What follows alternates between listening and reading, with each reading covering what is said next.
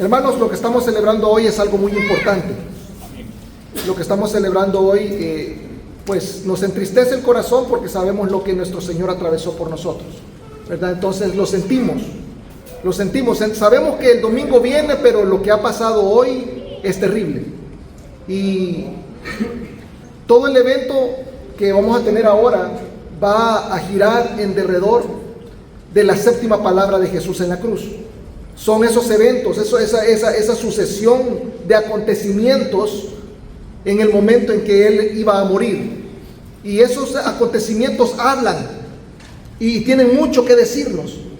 Y entonces es importante separarnos y hablar de ellos uno por uno, de manera de que comprendamos con detalle lo que el Señor estaba haciendo, porque todas las cosas que el Señor hizo tienen significado.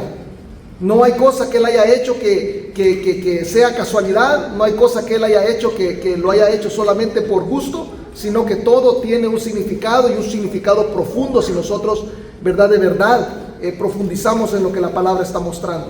Entonces, vamos a orar para darle inicio a este tiempo. Vamos a comenzar después con el tiempo de alabanza, y vamos a comenzar entonces también con el tiempo de la exposición de la palabra. Quiero que mientras oramos tengan en su mente a los hermanos que no pudieron llegar hoy. Hay muchos hermanos que, incluso uno de los que iba a hablar ahora no llegó porque su esposa la hospitalizaron el día de hoy. Mi hermano ha venido, anda enfermo, ¿verdad? Y muchos de ustedes andan malitos por el cambio de clima, por las enfermedades que andan ahorita flotando, por el polen. Y entonces yo sé que hay quienes, ¿verdad?, no pudieron venir por esas razones. Entonces, tener en la mente a todos aquellos que están pasándola mal, ¿verdad?, mientras nosotros oramos para comenzar este tiempo en el que vamos a hablar de lo que le aconteció a nuestro Señor. Vamos a orar. Padre Todopoderoso, gracias. Bendito y alabado sea, Señor, porque nos has permitido estar en este lugar, a todos los que estamos acá. Amén. Padre, muchos han viajado largo para estar acá reunidos, Señor, en tu nombre, para alegrar su corazón junto con el nuestro, Señor. Todos nosotros, hijos tuyos, que sabemos lo que has hecho. Señor, nos duele grandemente tu sacrificio en la cruz. Y nos damos cuenta, Señor, de la importancia de Él. Nosotros, Señor, valoramos lo que tú hiciste por nosotros. Nosotros, Padre, estamos agradecidos. Y también, Señor, queremos saber más y más y más de ti y de tu obra. Gracias por la seguridad de tu obra. Y permite, Padre, que los que estamos seguros nos aseguremos más a través de los mensajes que cada uno de los pastores trae. Te pido, Señor, que utilices a tus siervos, también a los músicos, que les utilices de manera que puedan mover los corazones. Cada uno de nosotros, Señor, estamos acá con la única misión de glorificar tu nombre. Amén. Padre, te doy gracias por todo el amor que nos has mostrado, y te dedicamos todo esto que estamos haciendo acá. Te lo dedicamos, Señor, y te pedimos en el nombre de tu Hijo Jesucristo que lo bendigas este tiempo y que llenes a cada uno de tu espíritu de manera, Señor, de que puedas llenarse del conocimiento de tu palabra, y que tu Santo Espíritu en ellos haga algo que permita hacer cambios y que permita que las personas que estamos acá entremos en acción para ti. En Cristo Jesús te lo pido. Amén. Amén. Pónganse de pie, hermanos. Vamos a comenzar.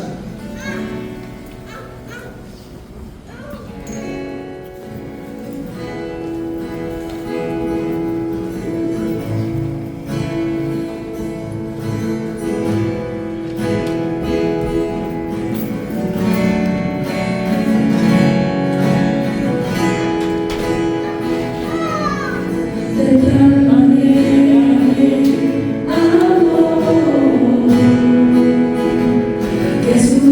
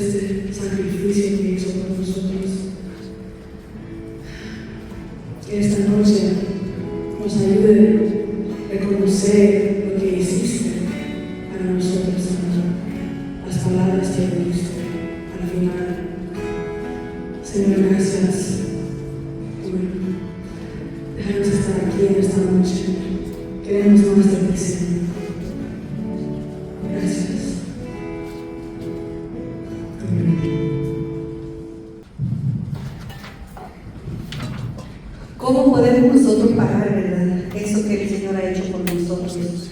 Así como dijo Gaby, reconociendo, ¿verdad? O entendiendo un poco qué es lo que el Señor ha hecho por nosotros. De verdad es que es algo de que nos lleva, cuando nosotros podemos entender esa parte, nosotros sabemos a quién nosotros le servimos, ¿verdad? Y sabemos que es un Dios vivo. Y hermanos, pueden tomar asiento. Ahora le vamos a dar la palabra a nuestro hermano, el doctor Edwin Borges. Él nos va a estar hablando del tema que tiene es Jesús entregó su vida. Y pues, ¿por qué no le damos un aplauso a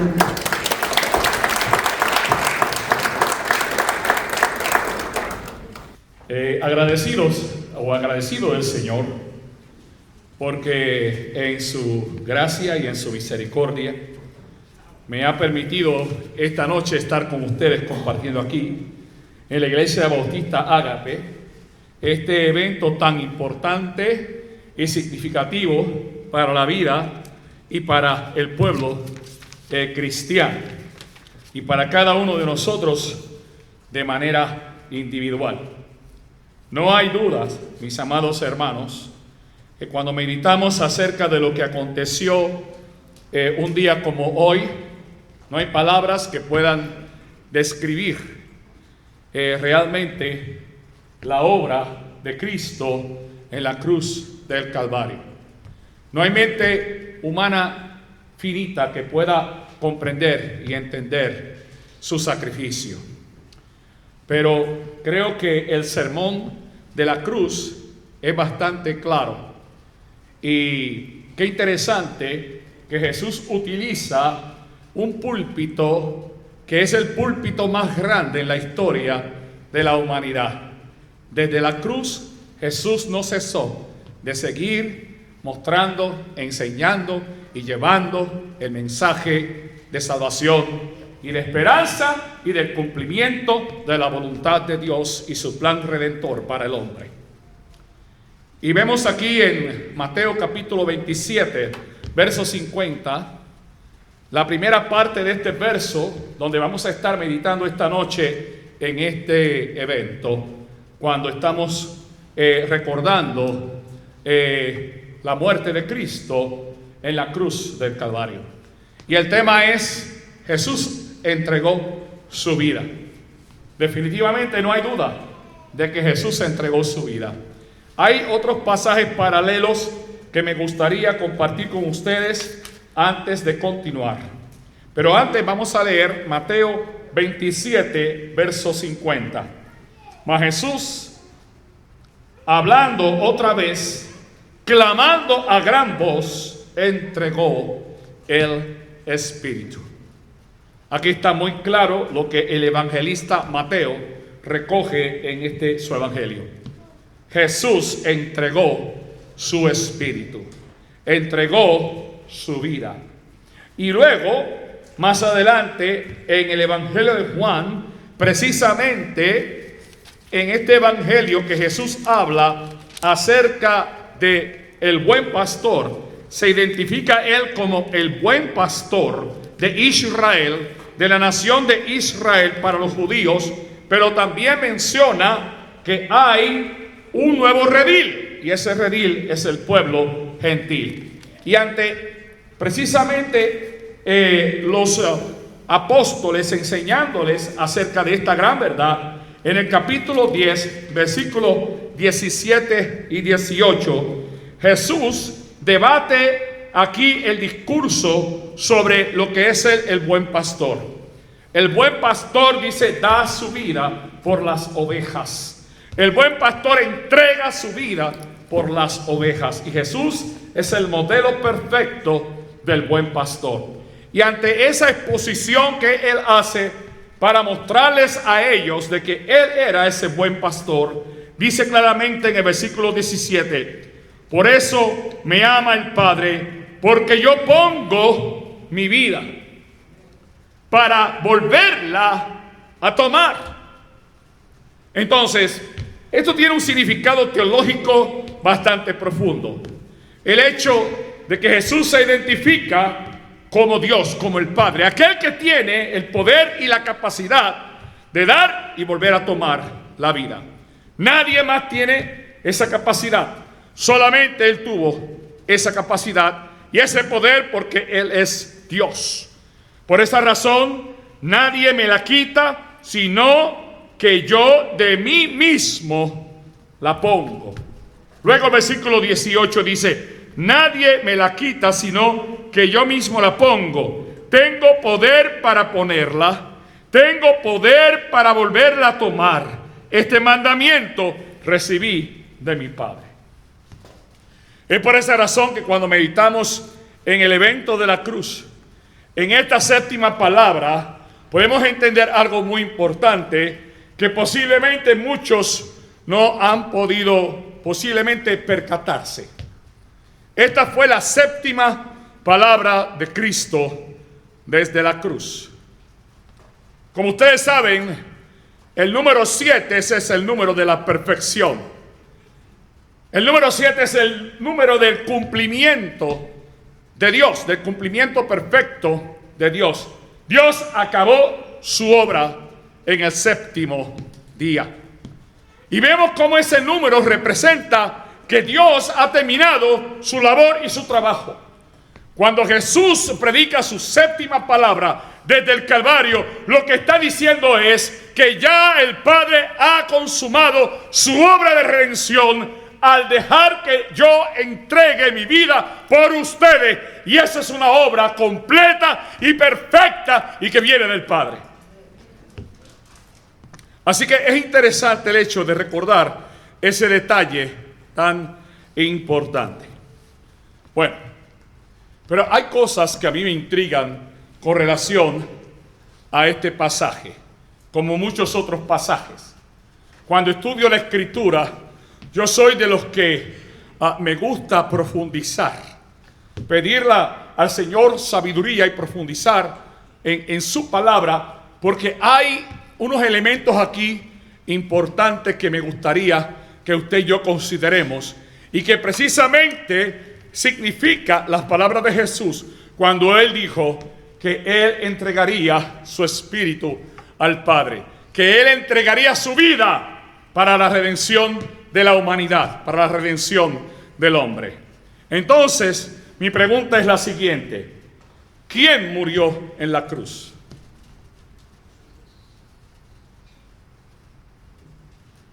quien entregó su vida y espíritu. De hecho, voy un poco más allá, algo que muchas veces hemos escuchado esa pregunta. ¿Murió Dios en la cruz? Si Jesús es Dios encarnado, Dios hecho hombre, entonces ¿murió Dios en la cruz?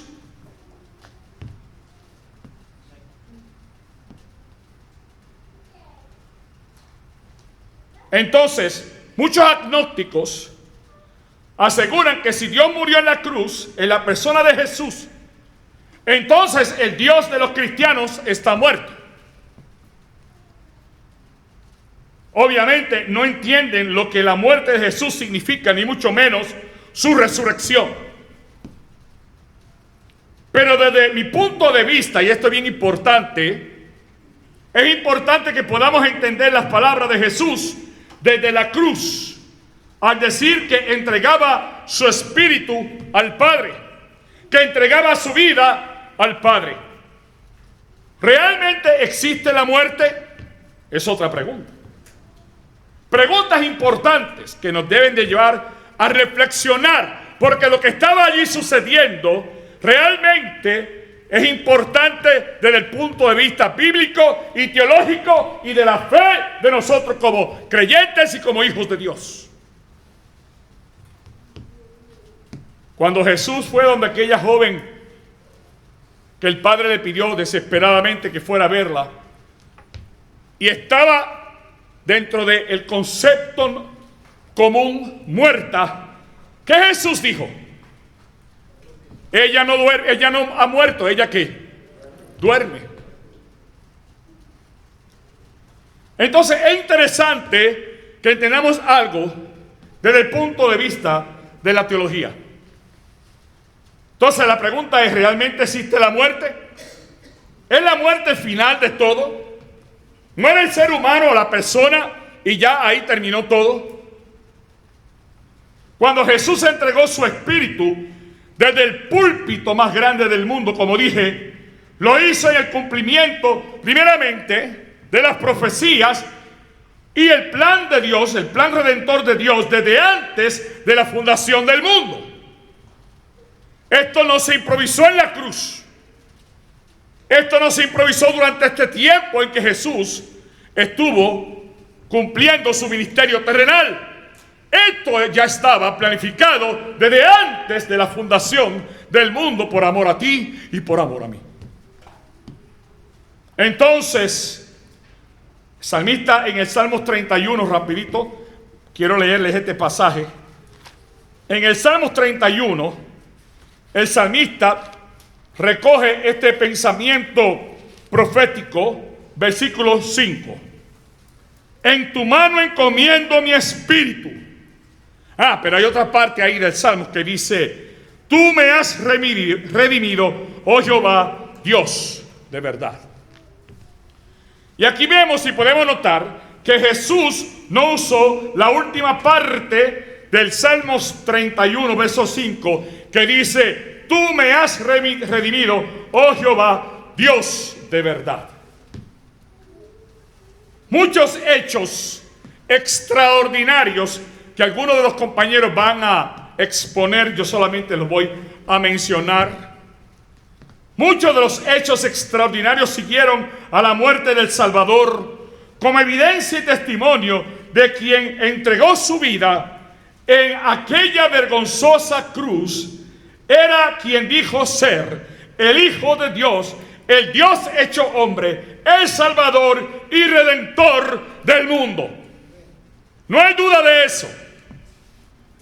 Primero, si ustedes siguen el pasaje que algunos de los compañeros van a cubrir, vemos que el centurión fue testigo presencial de aquel sufrimiento y aquella muerte muy de cerca, y escuchó todas y cada una de las palabras del Hijo de Dios desde la cruz.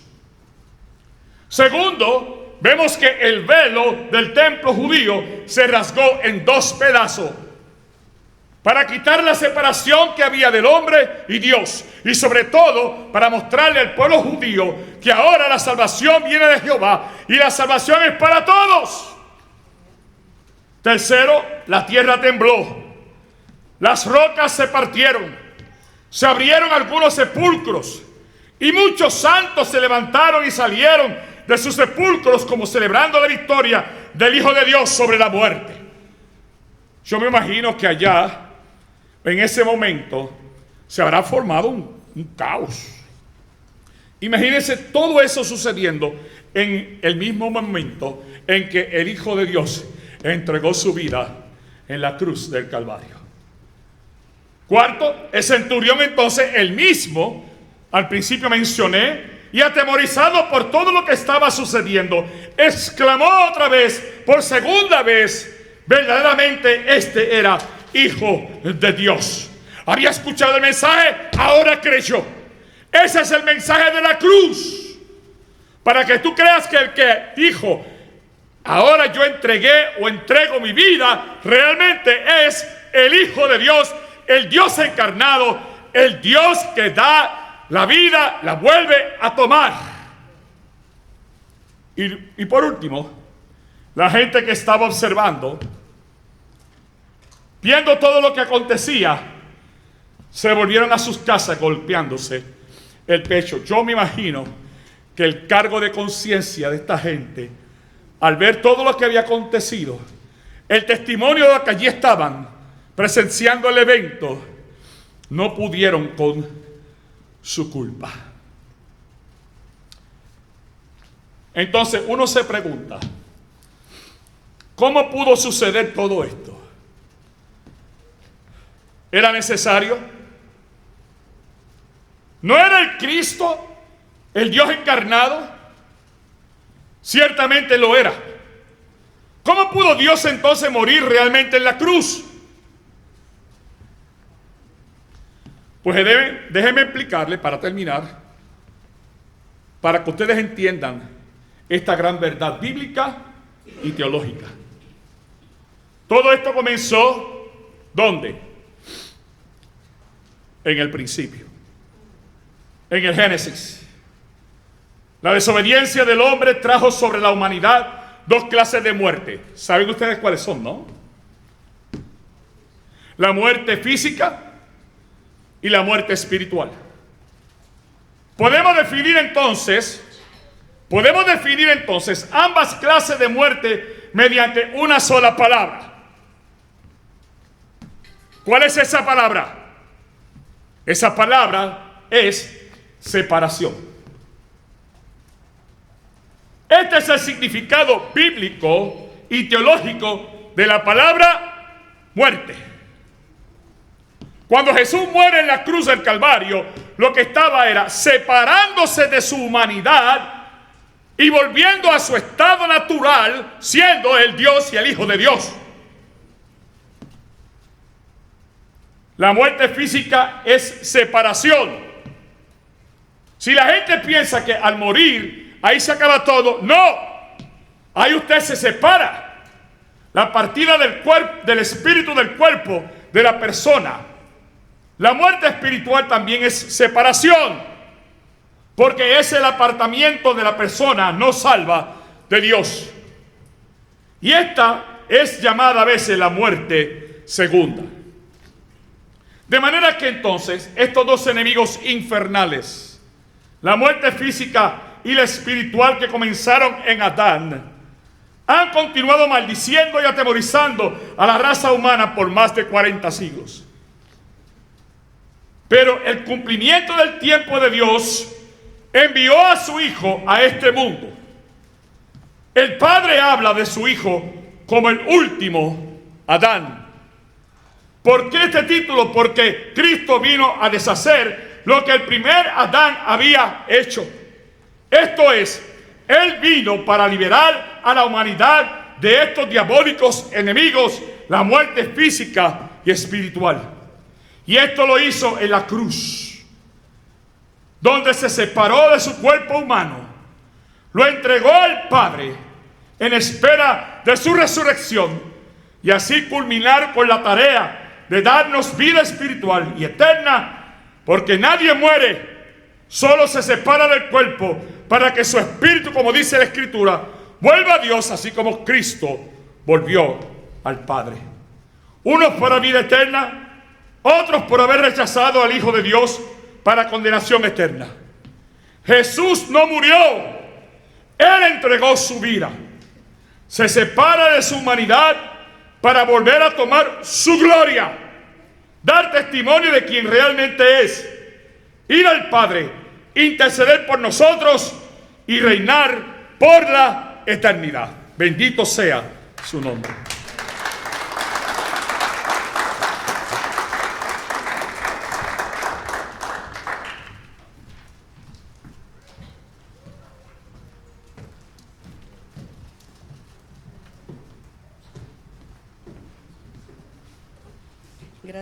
Gracias al hermano Edwin Borges por la exposición que nos ha traído acerca de lo que hizo Jesús en la cruz, ¿verdad?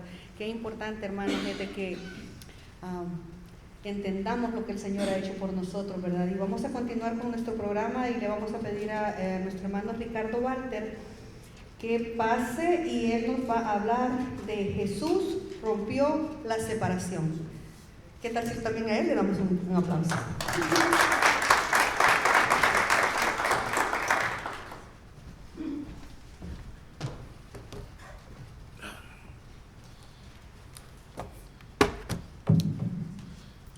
Dios me lo bendiga, hermanos. Vamos a hablar acerca de este acontecimiento. Y creo que estamos de acuerdo al ponernos a ver que múltiples eventos traumáticos pasaron en el momento de la muerte de nuestro Señor Jesucristo. En Mateo 27:51 es donde vemos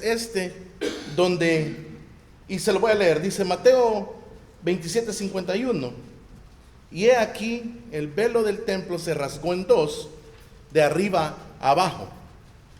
Este versículo nos está describiendo la cortina del templo, y que no solamente se rasgó, sino que se rasgó por la mitad de arriba a abajo. Es una manera bien particular de que una cortina se parta. Quiero que vayamos a Éxodo 26 del 31 al 33, en donde se describe ese velo o esa cortina que estaba en el templo. Éxodo 26, 31 al 33, dice así: también harás un velo de azul, púrpura, carmesí y lino torcido. Será hecho de obra primorosa con querubines, y lo pondrás sobre 4 columnas de madera de acacia cubiertas de oro, sus capiteles de oro sobre basas de plata. Y pondrás el velo debajo de los corchetes y meterás ahí el velo adentro, el arca del testimonio, y aquel velo os hará separación entre el lugar santo y el santísimo. Esa cortina, que en realidad era enorme, estuve averiguando esa cortina porque era tan impresionante que esa cortina se partiera en dos. ¿Saben que esa cortina era del tamaño de un edificio de 6 pisos? Más o menos 18 metros, 59 pies de altura. Y lo ancho era unos 9 metros. Lo grueso del velo era más o menos de 3 pulgadas, como de unos 8 centímetros. O sea, se imagina lo grueso que era esa tela con la que estaba hecho ese velo. Entonces la manera como estaba hecha no solamente era que era la tela puesta junta, sino que estaba densamente bordada. O sea que tenía costura sobre costura. Y la manera en la que estaba construido en realidad era algo que era muy difícil de cortar y prácticamente imposible que se rasgara sola. Y dice el versículo que separaba el lugar santo del lugar santísimo. ¿Qué era el lugar santísimo? El lugar santísimo era el espacio más importante del tabernáculo. Era el lugar no solamente donde el sumo sacerdote podía entrar solo una vez al año a ofrecer sacrificio por los pecados del pueblo, sino que también era el lugar donde habitaba la presencia de Dios. O sea, un lugar muy importante. Este velo impedía la entrada de las personas ahí. Y en Levítico 16:1-2 hay un detalle muy importante acerca de la separación que este velo hacía. Dice que cualquiera que se atreviera a entrar ahí en cualquier momento, seguramente moriría. Miren lo que dice Levítico 16:1-2. Dice: habló Jehová a Moisés después de la muerte de los 2 hijos de Aarón, cuando se acercaron delante de Jehová y murieron. Y Jehová dijo a Moisés: di a Aarón tu hermano que no en todo tiempo entre el santuario detrás del velo, delante del propiciatorio que está sobre el arca, para que no muera, porque yo apareceré en la nube sobre el propiciatorio. Imagínense que no podía entrar la gente en cualquier momento ahí, y quien entraba tenía que prepararse para hacerlo. Y entonces, cuando hablamos de que ese velo se rasgó, tiene una significancia muy grande. Se terminó, o es el fin del sistema de la ley. Vea que no solamente significa que ahí terminó eso que el Señor había propuesto que hicieran para perdón de pecados, sino que también al partirse de arriba abajo esa tela tan gruesa y partiéndose en dos, quiere decir que fue voluntad de Dios. No pudo haber ocurrido de ninguna otra manera sino por voluntad de Él. Esto quiere decir de que desde ese momento el camino hacia Dios estaba siendo abierto. Ya no tenía uno que tener esa separación entre su presencia y nosotros. Hay un acceso directo al Padre.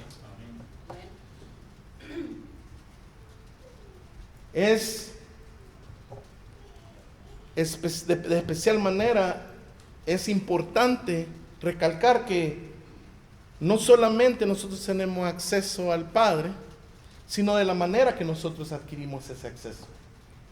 Es por medio de Jesucristo. Por medio de Jesucristo nosotros podemos llegar a ese lugar santísimo. Ese lugar santísimo donde está la presencia de Dios. Llegamos ante el trono y el lugar de su gracia. Y hay algo muy interesante también, que tenemos que saber que en ese momento, cuando el velo estaba en su lugar, no era lugar de gracia, sino que era lugar de juicio. Nadie podría entrar a él sin que Jesús hubiera muerto primero. Si usted entraba ahí sin Jesús haber muerto, usted moría. Ahora todos nosotros, sin excepción, tenemos esa oportunidad de poder llegar a Él. Y todo lo que necesitamos hacer para nosotros llegar a Él es depositar nuestra fe en Jesucristo. Depositar nuestra fe en esa obra que Él ha empezado.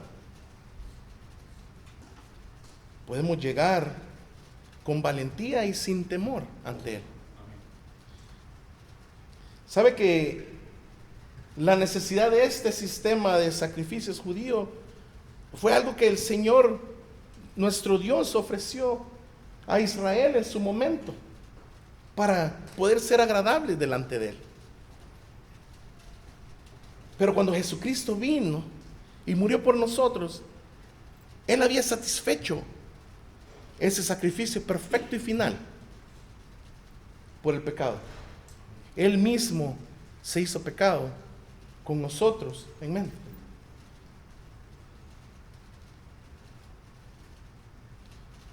Fue consumado, tanto en el sentido literal como en el sentido espiritual.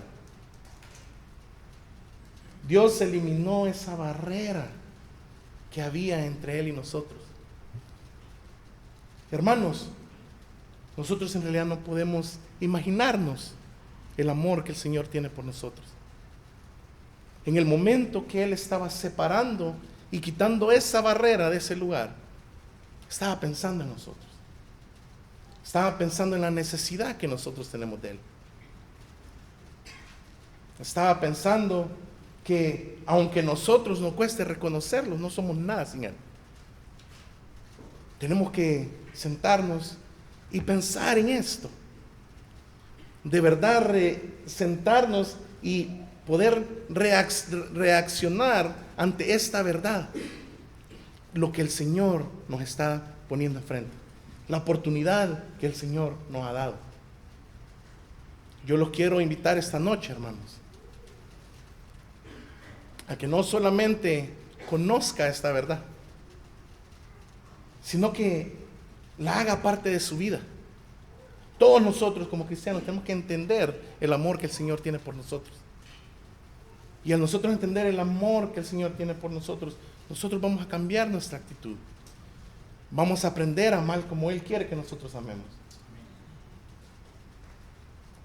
El Señor hizo este sacrificio para que nosotros aprendamos cómo Él nos ama, quitando esa barrera que había entre nosotros y Dios. Oremos, hermanos. Amado Padre, Señor, gracias. Gracias, Señor, por esa oportunidad tan grande que nos has dado, Señor, de poder acercarnos a ti. Señor, no hay manera, Señor, de agradecerte, Padre. Entendemos, Padre, que sin ti no somos nada. Todo lo que somos, todo lo que hacemos, es porque tú nos lo permites, Señor. Gracias, Padre, porque en ese momento en el que estuviste ahí, estabas pensando en nosotros, Señor. Señor, sabemos que nos falta mucho, Señor, para poder ser agradable a ti. Y gracias, Señor, porque tú lo hiciste para que nosotros podamos. Gracias, Señor, porque nos das la oportunidad de acercarnos a ti. Gracias porque nos das la oportunidad de conocerte, Señor, como tú quieres que te conozcamos, Padre. Señor, permite que esta noche abramos nuestros corazones, abramos nuestras mentes y nos permita, Señor, que nos acerquemos más a ti de manera sincera, Señor. Que nuestras acciones, que nuestros pensamientos, que nuestras palabras, Señor, no nos alejen de ti, Señor. Permítenos, Señor, que el amor por los demás se demuestre, Señor. Y que seamos siempre, Señor, herramientas para traer personas a ti, Padre. Úsanos, Señor, como herramientas útiles, Padre. Y gracias, Señor, una vez más por ese sacrificio que has hecho por nosotros. En el nombre de tu Jesucristo, Señor, he orado. Amén.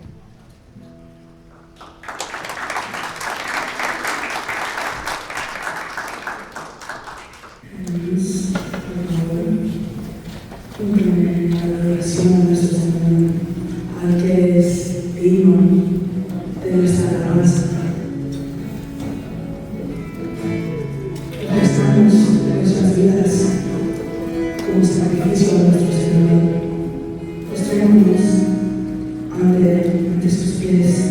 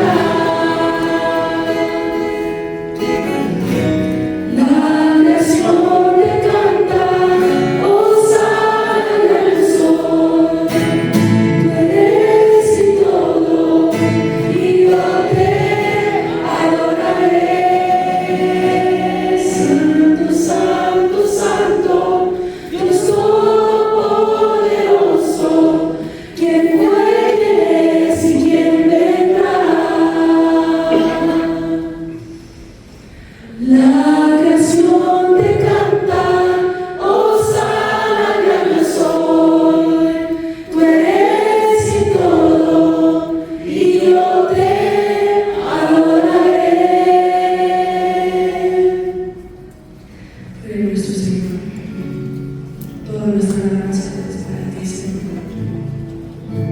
Todo nuestro ser es para ti, Señor. Gracias. Gracias, Señor.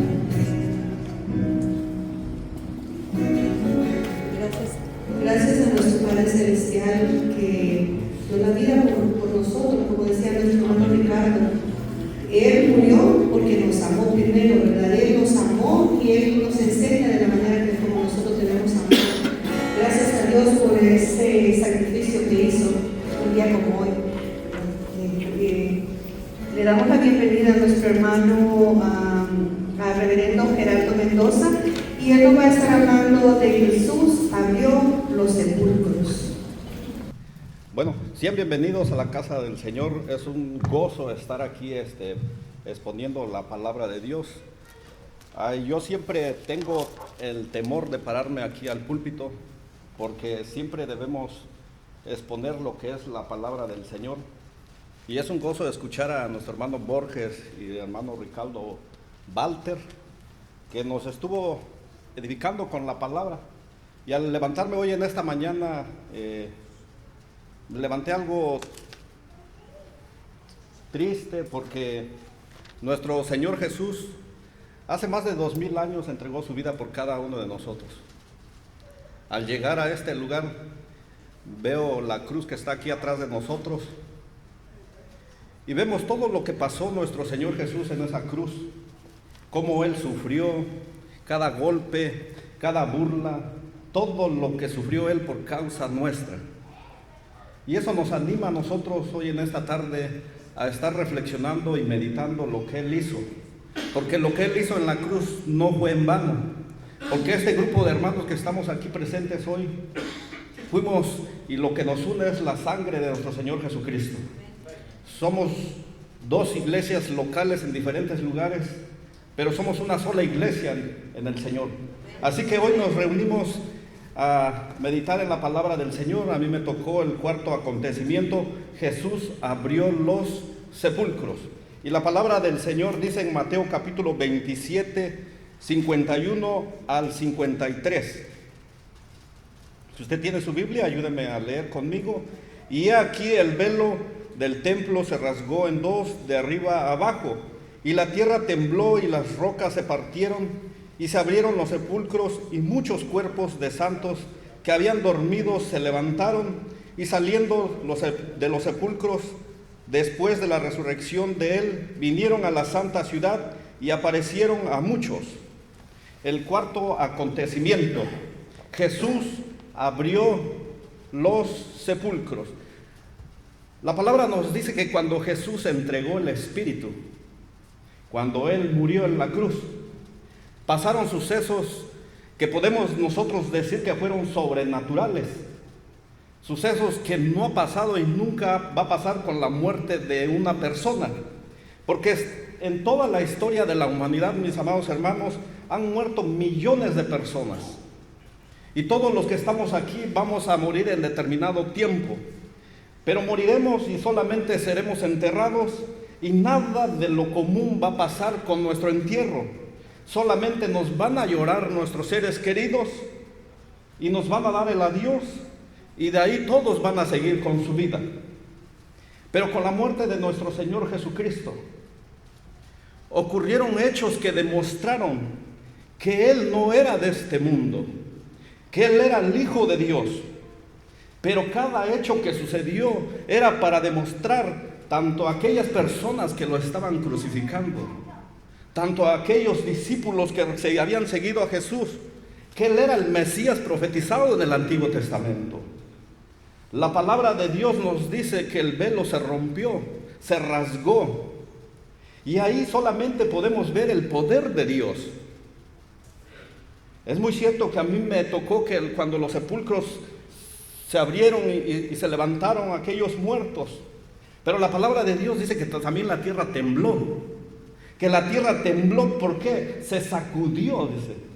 Porque, mis hermanos, porque la misma tierra daba testimonio de la inocencia del Salvador. La misma tierra daba testimonio a toda esa multitud que estaba viendo la crucifixión de nuestro Señor Jesús, que Él era inocente.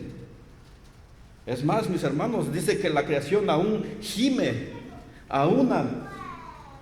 por la redención, dice. Entonces la tierra estaba dando testimonio del que estaba colgado en esa cruz era inocente y era el Hijo de Dios. Pero ¿qué beneficio puede tener esto para el creyente, tanto de esa época como los que estamos viviendo en esta actualidad? El beneficio es que su rey, nuestro rey, tiene poder sobre su creación. Lo creado como es la tierra, sentía que la sangre que estaba siendo derramada sobre ella era la sangre de un inocente. Era la sangre de nuestro Salvador. Dice que por eso tembló. Y me imagino que cuando tembló el rostro de todos los que estaban en ese lugar, estaban asombrados porque esto no era mera casualidad, sino que estaba sucediendo porque le estaban dando muerte a nuestro Señor Jesucristo. La misma Biblia nos narra que las rocas se partieron, que las rocas se quebrantaron, y esto puede también dar testimonio. ¿Saben?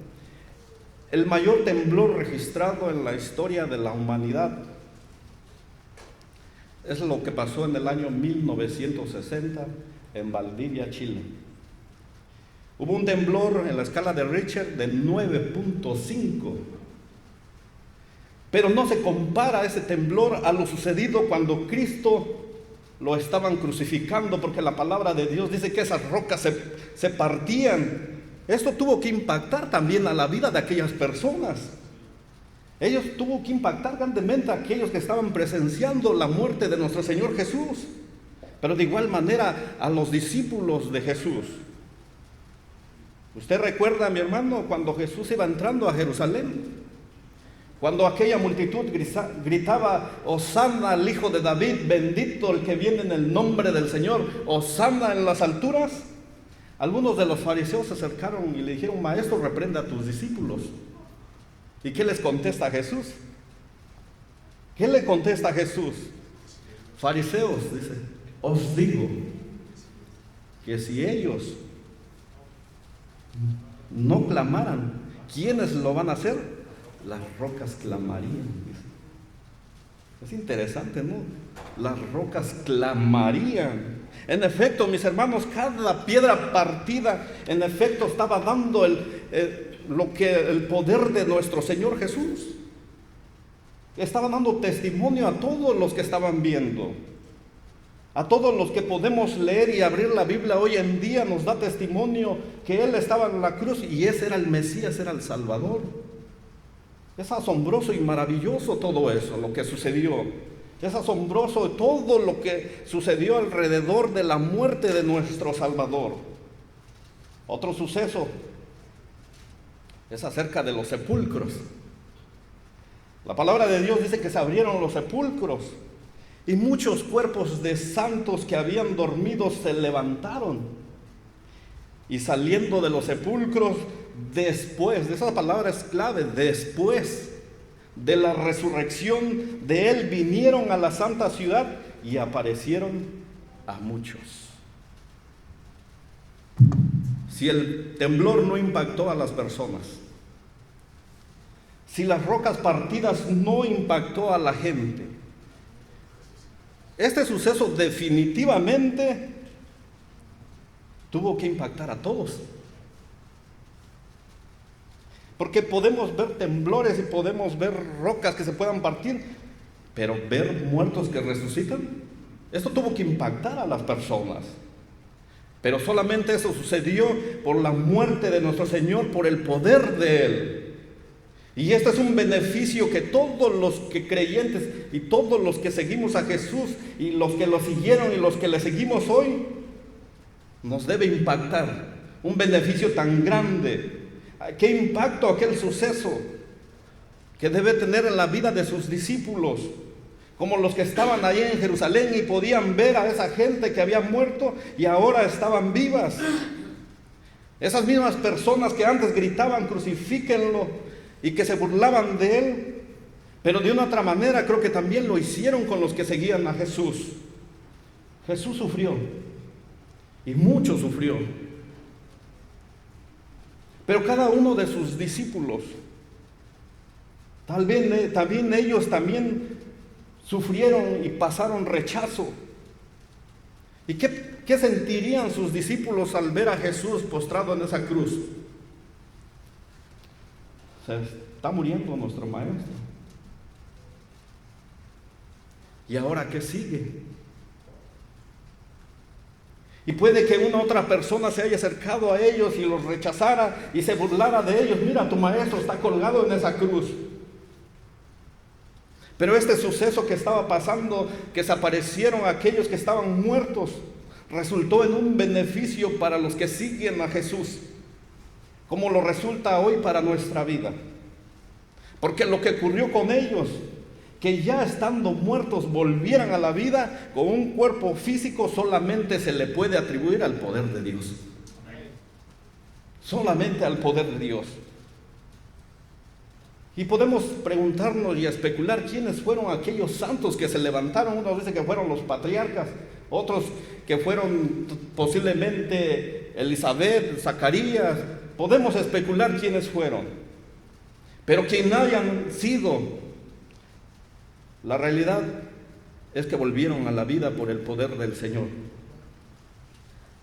Y este suceso vemos el poder de nuestro Señor Jesús y daba testimonio y es un beneficio a todos los que le seguimos a Jesús. Aquellos discípulos que le seguían, al ver esto que pasaba, les daba otra vez confianza en la vida de ellos. Si ya habían perdido toda confianza, si ya estaban perdiendo toda su confianza cuando estaban viendo a Jesús muerto en esa cruz, me imagino a Mateo, aquel recaudador de impuestos. Me imagino, pues está muriendo mi maestro. En vano les he seguido 3 años. En vano dejé de recaudar impuestos para seguir a este hombre y murió en esta cruz. Pero era todo lo contrario. Porque todo lo que estaba aconteciendo les daba más confianza, les daba más seguridad, les daba paz, que no estaban siguiendo en vano, que no habían creído en vano, que no malgastaron 3 años de su vida por seguir a Jesús. Que aunque se burlaron de ellos, que aunque se sintieron rechazados, que aunque se sentían oprimidos, su Señor dio muestras que Él era el Salvador del mundo, que Él era el Hijo de Dios.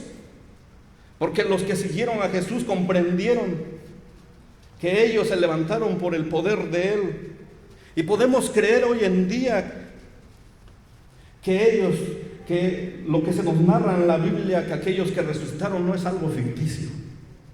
No es un cuento de hadas. Resucitaron, llevaron una vida tal vez volvieron a morir como lo hizo Lázaro, como lo hizo la hija de Jairo. Pero este acontecimiento sirvió para afianzar, para fortalecer la fe de esos discípulos cuando se sentían solos, cuando se sentían que todo estaba perdido. Porque a veces a veces el hombre, muchas veces necesitamos pruebas para creer. O para estar tranquilos, como lo fue Tomás, que él necesitaba ver a Jesús, necesitaba ver sus manos para él creer. Pero nosotros debemos aprender a vivir por fe. Esto agrada al Señor, vivir por fe. Y la fe, mis hermanos, va en contra de la lógica humana. Estos resucitados, todos estos iban en contra de lo que el humano puede ver o hacer. Solamente se explica que es el poder de Dios. Podemos tomar otro beneficio, que la base de nuestra fe está en la resurrección de nuestro Señor Jesús. La palabra dice, pero ahora Cristo ha resucitado, dice, de entre los muertos, primicias de los que durmieron. Lo que quiere decir, mis hermanos, que Cristo resucitó primero para no morir nunca.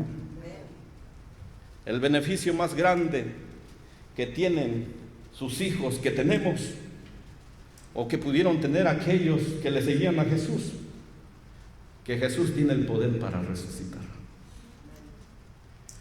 Que un día todos los que murieron en Cristo y todos los que vamos a morir en Cristo, un día nos levantaremos con un cuerpo glorificado que ya no le va a afectar la enfermedad, que ya no le va a afectar el hambre, que ya no le va a afectar el cansancio, que ya no le va a afectar el dolor, que ya no le va a afectar la tristeza. Un día se levantarán para ser alzados con la venida de nuestro Señor Jesús. Y seremos llevados para reinar para siempre. El beneficio más grande que gozaremos es que tendremos una vida eterna con el Señor. La palabra de Dios nos dice que si morimos con Cristo, juntamente con Él viviremos. ¡Qué beneficio, hermanos! ¡Qué beneficio! Y esto es mérito para que su iglesia nos pongamos de pie y le demos un grande aplauso a nuestro Señor. Porque nuestro Señor se merece la gloria y honra. Porque un día reinaremos con Él. Un día estaremos en la presencia de nuestro Señor. Qué gozo, mis hermanos, poder alabar al Señor. Qué gozo es que un día voy a estar en la presencia de Él. Qué gozo es que mi vida está segura con Él. Alabado sea su nombre. La palabra dice, palabra fiel es esta, que si somos muertos con Él, también viviremos con Él. Gloria a Dios, mis hermanos.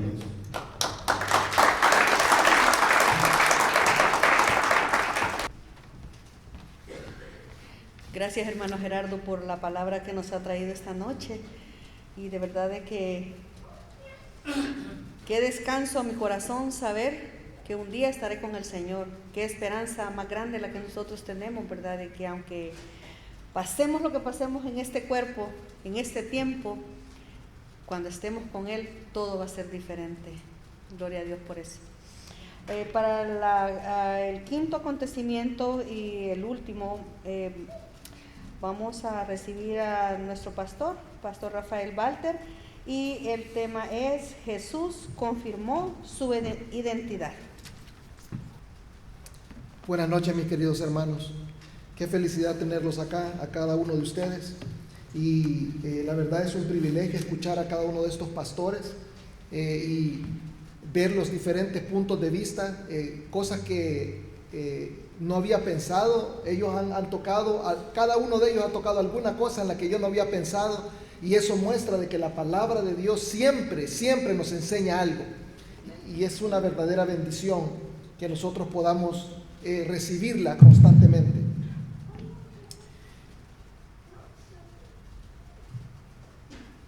Los eventos que rodean la séptima palabra de nuestro Señor Jesús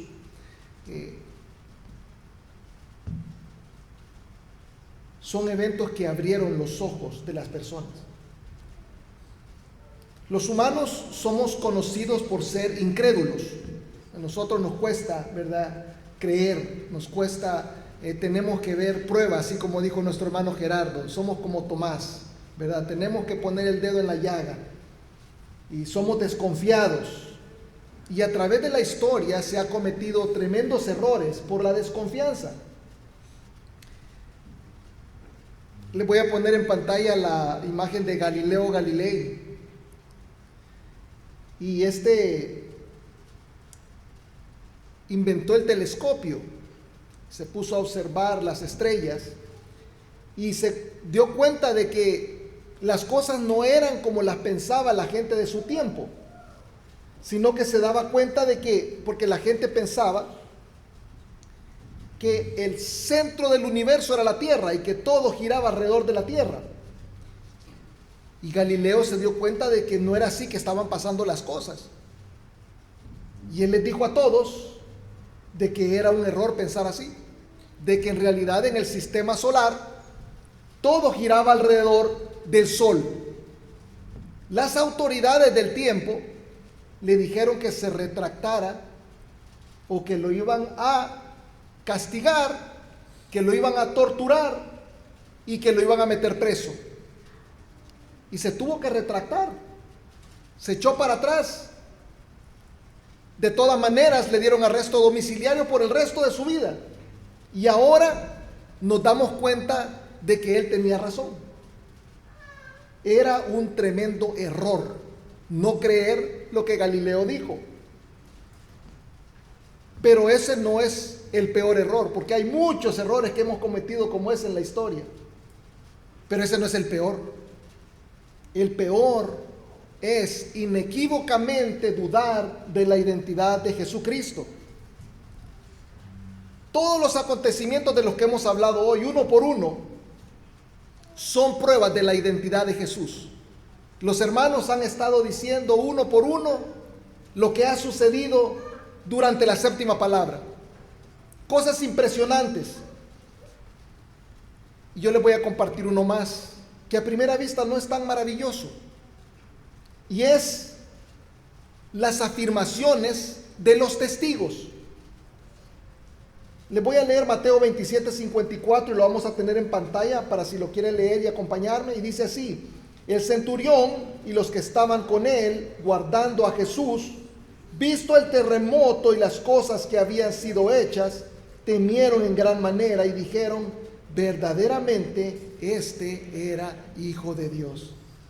Estos hombres afirmaron la identidad de Jesús, sintieron miedo cuando vieron el terremoto y las cosas que habían sido hechas, dice la palabra.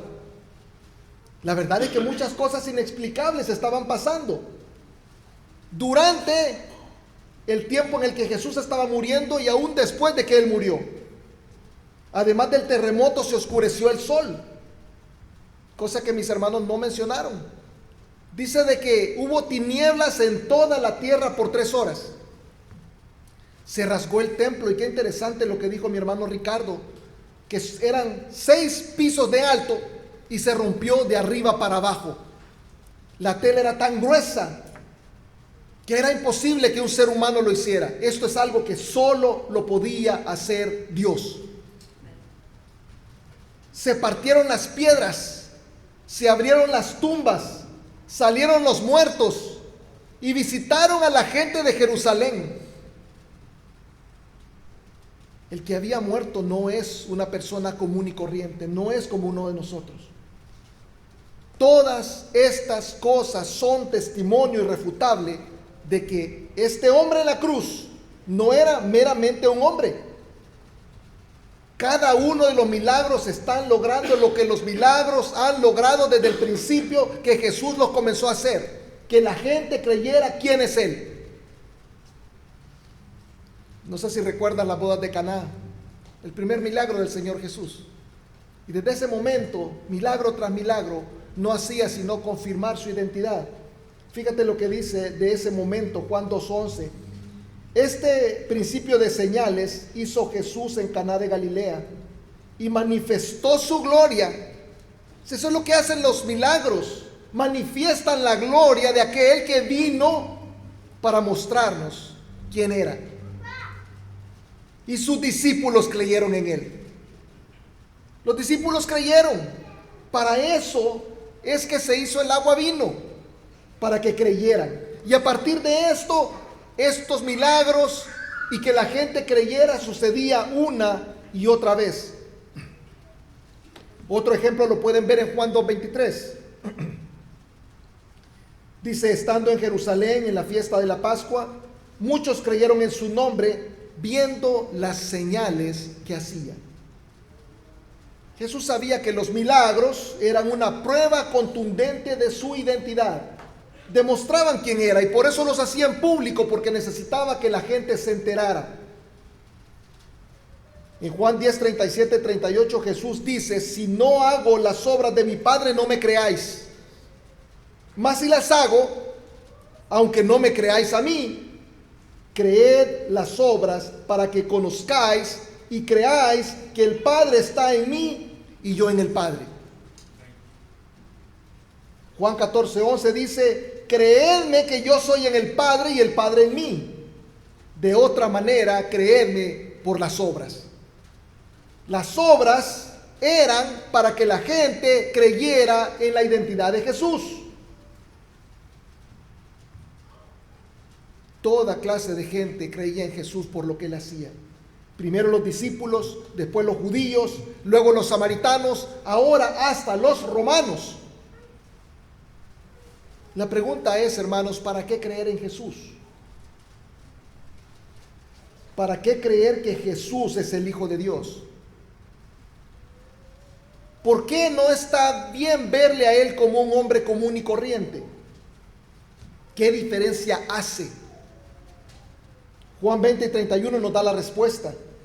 Dice, pero estas, y está hablando de las señales, las obras, los milagros, se han escrito para que creáis que Jesús es el Cristo. ¿Para qué? Para que creyendo tengáis vida eterna. Los que creemos somos los que vamos a tener eternidad con el Padre. Estas tres palabras sinónimas, milagros, señales, obras, nos llevan a creer en la identidad de Jesús. Él es el Cristo y Él es el que nos lleva a la vida eterna. Ahora, ¿qué significa Cristo? Cristo es una palabra de origen griego que significa Mesías. ¿Y qué significa Mesías? Es una palabra de origen hebreo que significa ungido. También puede significar elegido. En el Antiguo Testamento hubo muchos ungidos.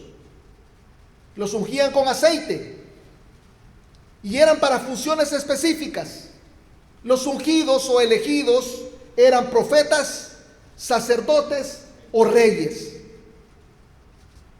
Pero a través de toda la Escritura se menciona a un ungido especial que vendría en el futuro. Uno que según Isaías 42:1 traerá justicia a las naciones.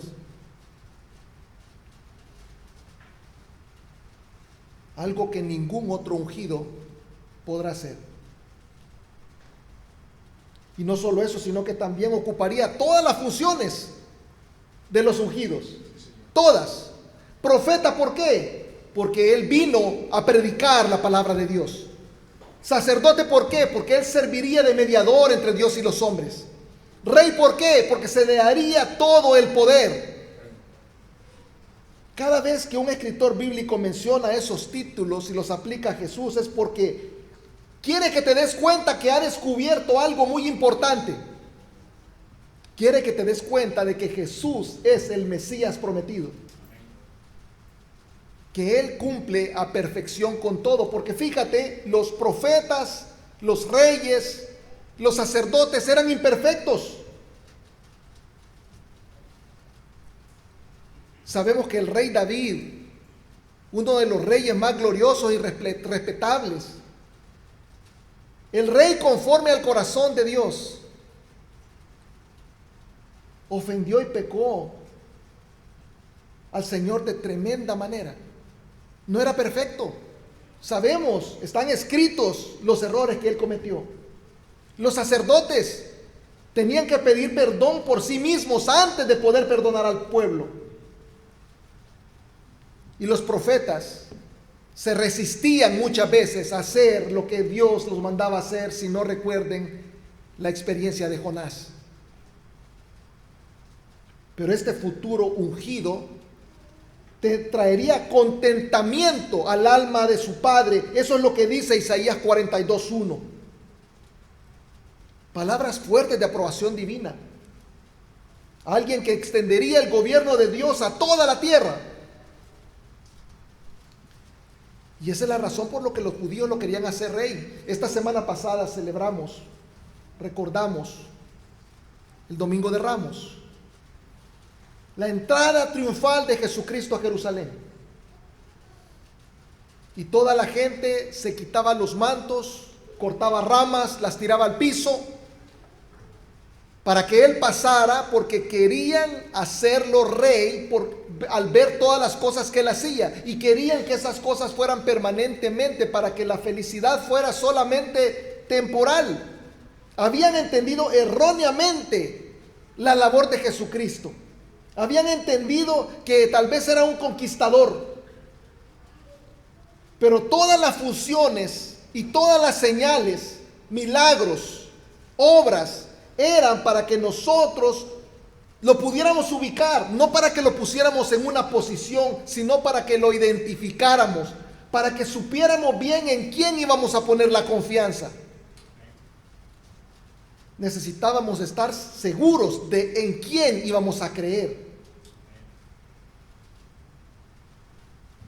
Juan 20:31 dice que al creer tendríamos vida eterna.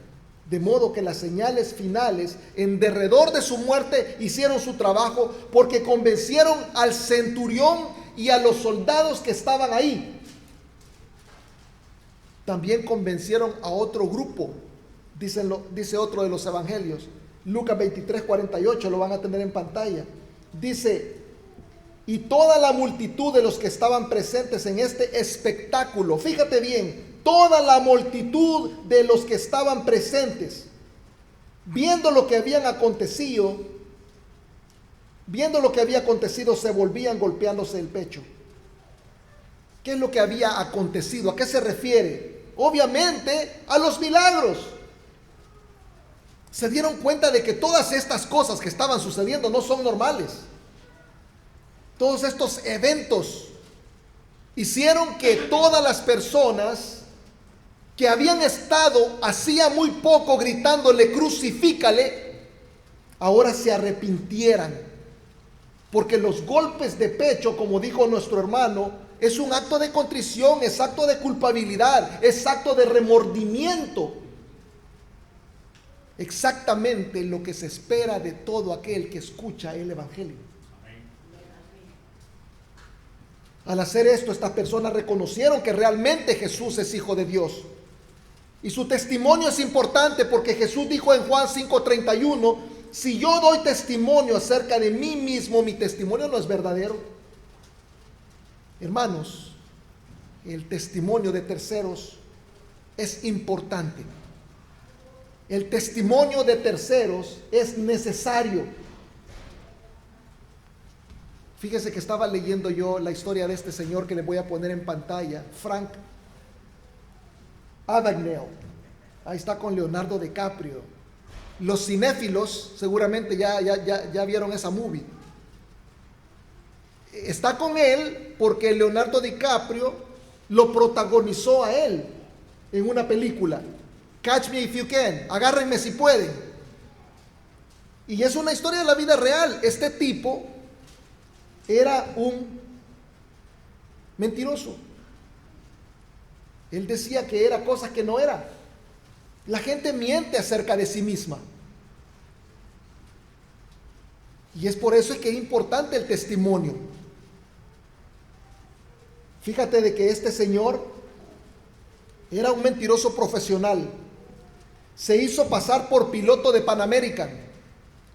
Se vistió de piloto, consiguió unas identificaciones y se metió al avión sin ser piloto, sin tener entrenamiento, y anduvo por todo el mundo.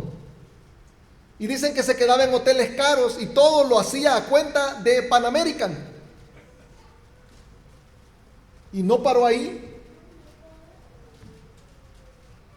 Se hizo pasar por médico. Logró falsificar los documentos y dicen de que practicó cirugías. Cuando yo leí eso me dio miedo. No sabe uno quién le mete el cuchillo cuando ya está dormido. Era inteligente el hombre, porque incluso pasó el examen de abogacía en Luisiana y practicó de abogado. Lo terminaron agarrando en Francia porque era uno de los criminales más buscados. Y lo agarraron en el 1969 y lo extraditaron a Estados Unidos, lo metieron preso y cuando salió se hizo consultor y conferencista en asuntos de seguridad. Pero todo lo que era un fraude, un mentiroso. Y este es un caso extremo, pero la verdad, hermanos, es que en menor escala todos somos mentirosos. ¿Quién habla de su casa aunque se esté quemando? Pero Jesús no hablaba de sí mismo. Jesús confiaba su identidad al testimonio del Padre, al testimonio de los milagros, al testimonio de los otros, porque los discípulos dieron testimonio, los romanos dieron testimonio, los judíos dieron testimonio, y nosotros también damos testimonio de que Jesucristo es el Hijo de Dios. Hemos creído todas las obras descritas en la palabra de Dios. Juan 20:21 nos llama bienaventurados, porque sin haber visto hemos creído que Jesús es el Cristo, el Hijo de Dios, Dios en la carne, y sin necesidad de más pruebas, obras, señales o milagros, tenemos seguridad en la obra de Jesús. Bendito sea nuestro Señor. Vamos a orar. Padre Todopoderoso, te doy gracias. Bendito seas, Señor, porque tenemos seguridad en tu obra. Padre, creemos todo lo que tu palabra dice. Creemos cada una de las señales. Cada una de las señales te señala como el Hijo de Dios, Dios en la carne. Bendito seas porque viniste. Bendito seas por morir por nosotros. Bendito seas, Señor, por haber pasado todo lo que pasaste en esa cruz del Calvario. Nuestro corazón se compunge porque entendemos qué es lo que hiciste. Gracias, Padre. Gracias, Señor. Gracias. Estamos profundamente agradecidos, Señor, y derramamos lágrimas, Señor, al saber todo lo que te pasó. Padre, te amamos y te damos gracias. Bendito seas. Por los siglos de los siglos reinarás. Amén. Bendito sea nuestro Señor.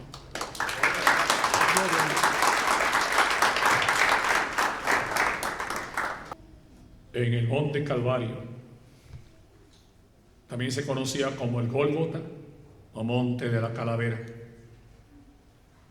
Ese fue el escenario donde allí pusieron una cruz y en ella el Hijo de Dios. Pero ya esa cruz está vacía, porque Cristo la venció y Cristo resucitó. Pero ahora se ha convertido en un símbolo para nosotros, recordar esa obra maravillosa que Cristo hizo para nuestra redención. Y de cierta manera amamos esa cruz.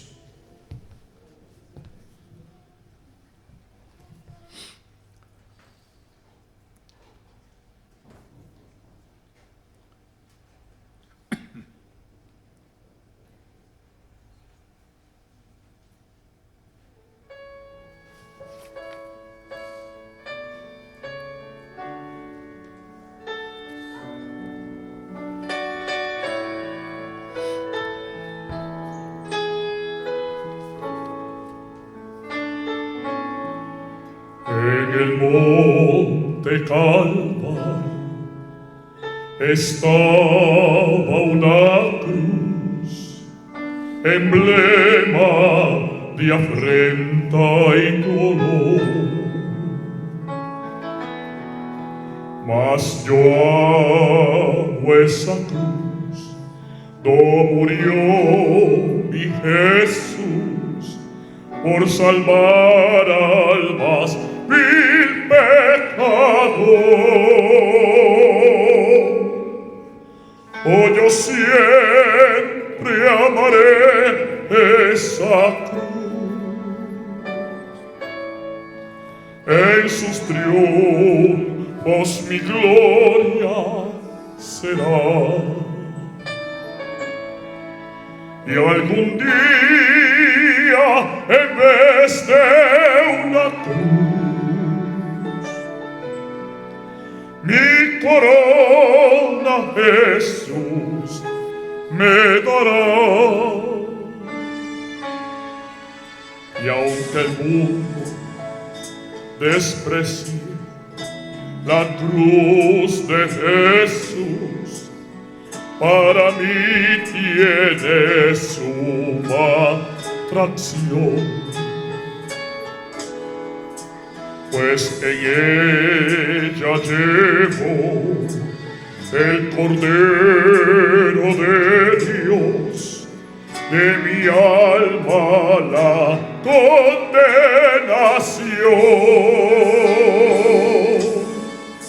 Oh, yo siempre amaré esa cruz. En sus triunfos y gloria será. Y algún día, en vez de una cruz, mi corona Jesús me dará. Oh, yo siempre amaré esa cruz. En sus triunfos mi gloria será. Y algún día, en vez de una cruz, mi corona Jesús me dará. Mi corona Jesús me dará.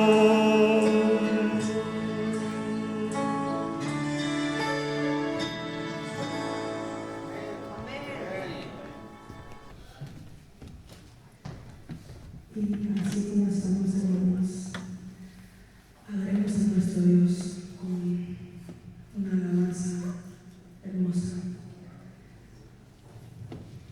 Ya aprendimos que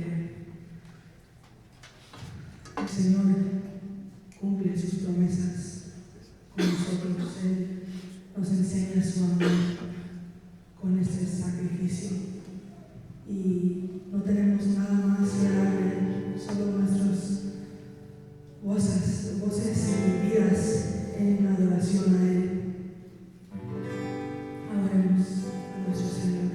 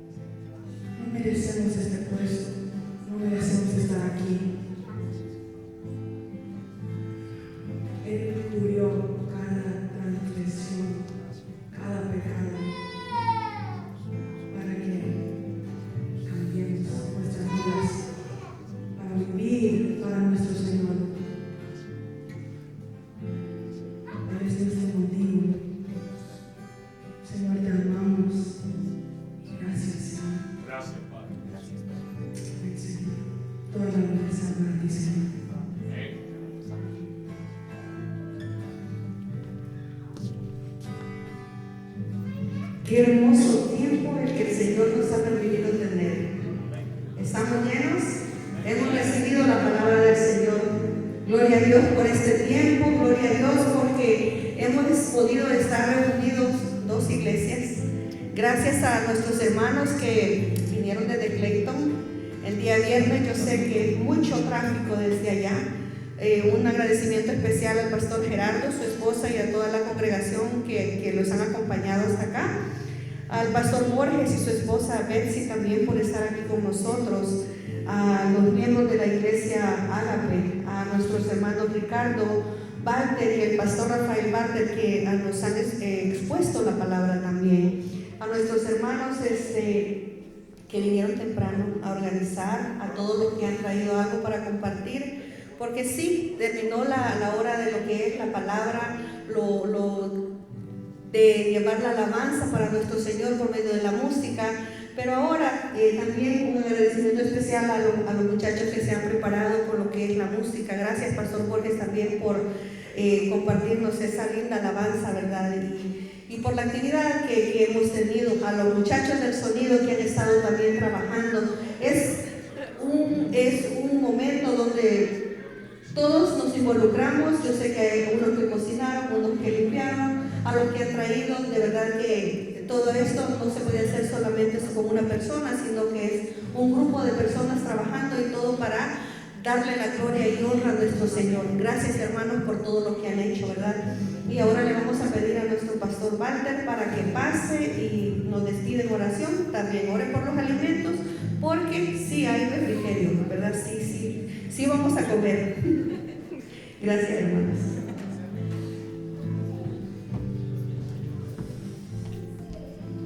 No seríamos bautistas si no hubiera comida, ¿verdad, hermanos? Vamos a orar. Padre Todopoderoso, te doy gracias, bendito seas, porque nos has permitido todo este tiempo hermoso. Padre, la verdad es que eres tú, Señor, el que lo ha dispuesto para nosotros. A través de tu sacrificio, Señor, a través de tu obra, a través de tu palabra, Señor, nosotros tenemos ahora que celebrar. Darnos cuenta, Señor, de que has cambiado nuestra vida, has cambiado nuestro llanto en alegría, y que ahora, Padre Todopoderoso, podemos llamarnos hijos tuyos. Qué privilegio, qué honra, qué honor. Gracias, Señor, por cada uno de mis hermanos que están acá, que han puesto la confianza en tu nombre. Bendito seas, Señor, por permitirnos también compartir. Que seas tú, Señor, santificando lo que vamos a consumir. Y te pido, Padre, que continúe la coinonía, porque lo hacemos como cuerpo tuyo que somos. Bendito seas, cabeza nuestra, Cristo Señor. Amén.